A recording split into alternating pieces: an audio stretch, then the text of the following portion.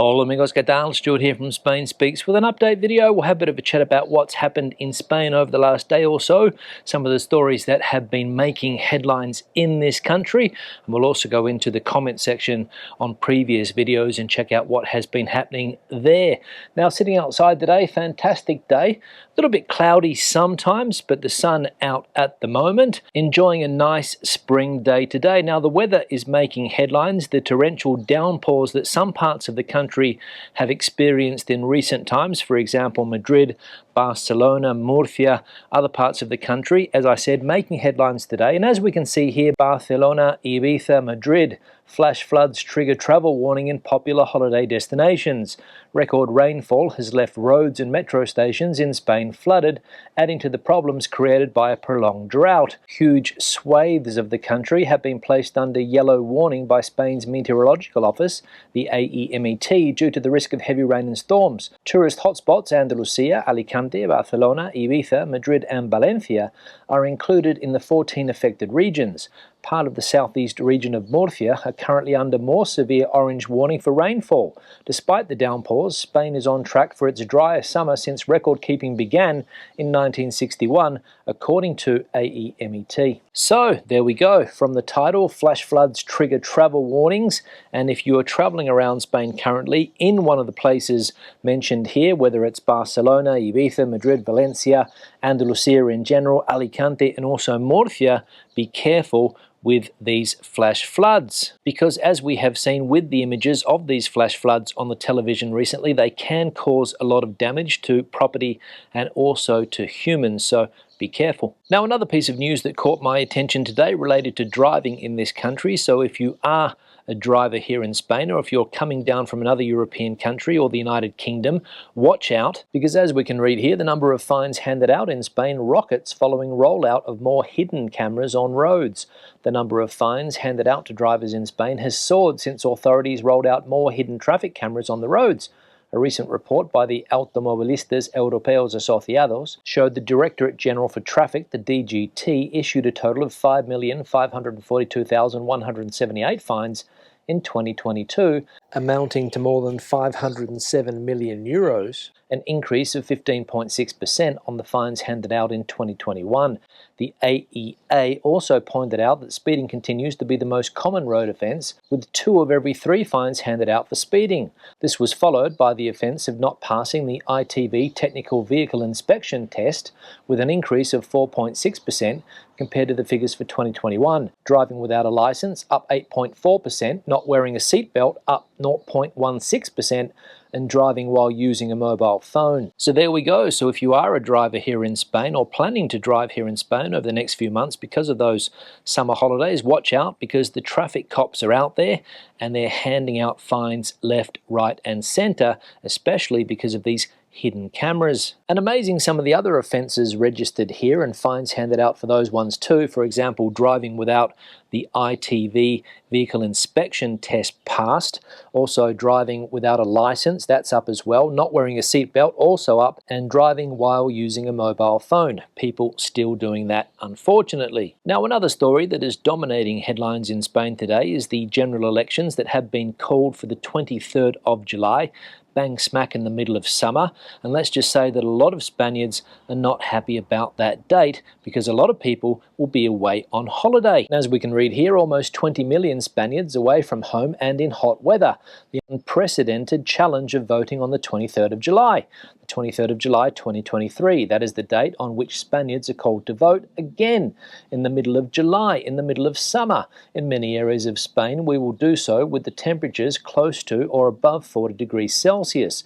We must also bear in mind that some 20 million Spaniards will be far from their homes and therefore from the polling station where they must cast their vote. Will people vote? It is the hottest time of the year, warns the AEMET spokesman Ruben del Campo.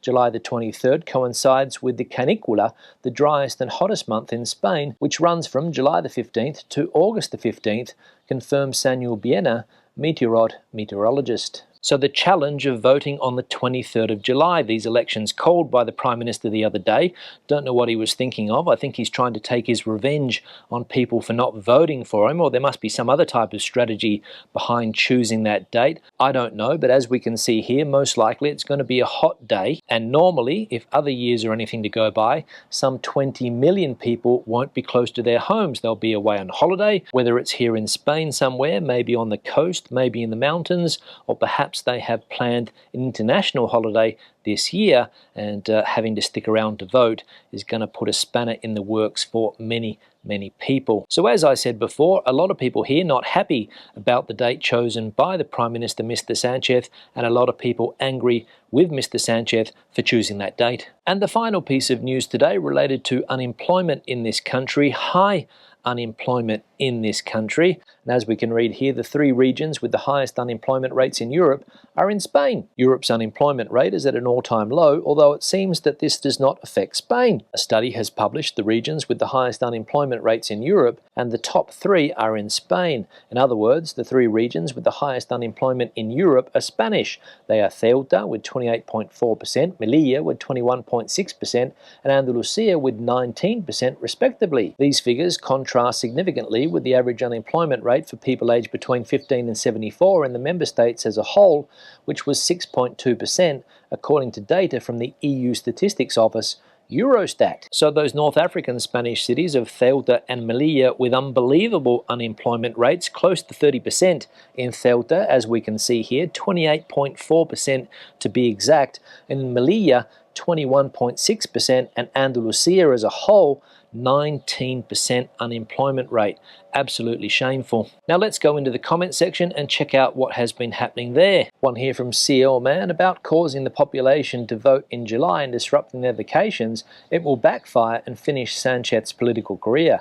The people will make Sanchez pay by punishing him. Yes, CL Man, thanks for the comment, and very strange to be holding elections on the 23rd of July in this country, especially when it can be very hot at that time, and people, as we saw before, some 20 million people are away on holiday normally. There's obviously some strategy behind Mr. Sanchez's decision. Various people have speculated on what that strategy might be. I don't know exactly what the strategy is, but obviously he thinks it's a good decision to hold elections, general elections in this country on the 23rd of July. But as I said before, a lot of people that I have spoken to recently about this topic are very angry at that decision, and maybe, as you mentioned here, they will make Sanchez pay by punishing him on that date. Time will tell. One here from Top Cat. Yes, just look up. Open your eyes to what is happening to the skies. Yeah, Top Cat, thanks for the comment and thanks for the suggestion. Don't know what you're talking about, but I'll take your advice. Look up at the sky,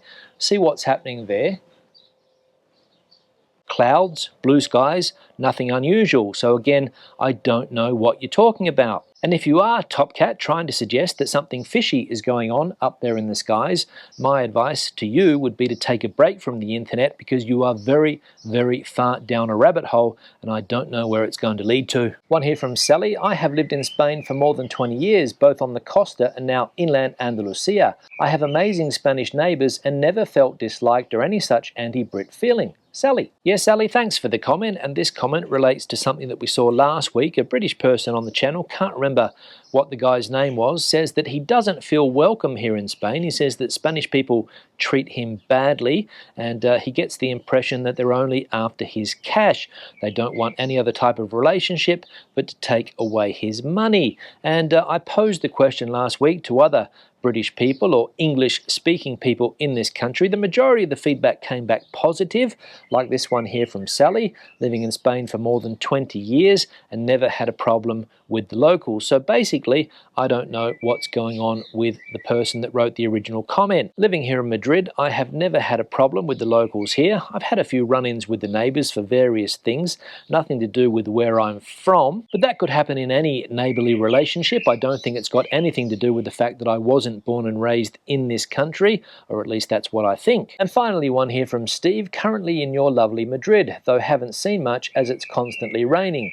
currently in a thunderstorm in the centre. I think I'll head back to the UK for some sun. Yeah, Steve, thanks for the comment, and sorry to see that Madrid has not turned on the good weather for you. If you were here a couple of weeks ago, or in fact any time over the last 3 months, you would have seen good weather. It was very dry there for a while, but fortunately the rains have arrived, but unfortunately for you, they arrived at the wrong time. But the good news, Steve, is that today is a fantastic day, a little bit cloudy, but the sun is peeking through the clouds, not too hot, and that's also important when you visit a city like Madrid, because if you come here next month, it will be very, very hot, I imagine. On that note, I'll wrap the video up. Questions and comments, please leave them in the section below. Debate the video out as you normally do. Give it a thumbs up if you liked it, thumbs down if you didn't. I'll see you in the next one. Hasta luego.